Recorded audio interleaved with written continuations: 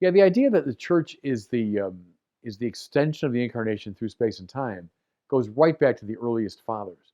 You'll find that expression in many of the great fathers of the church. It's the wonderful idea, too often forgotten in the years after the council, of the mystical body. So the Word becomes flesh in Jesus, right, in the first century, and he walks around Palestine and dies on the cross and rises.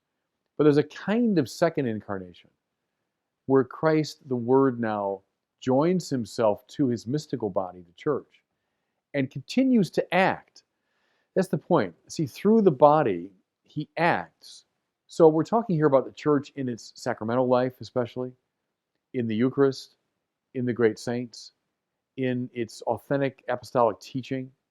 In all these ways, it's Christ who continues to address himself to the world. It's Christ in Mother Teresa. She becomes now his hands and feet and eyes. It's Christ in Thomas Aquinas, formulating high theological truths. It's Christ in the great saints, in the sacraments, in apostolic teaching. Just to hold off a concern people have, is it sounds like ecclesiolatry when you say, it's the extension of the incarnation, as though church people have now been rendered perfect. Well, of course, that's not the case at all. I mean, all church people are flawed. We're all sinners.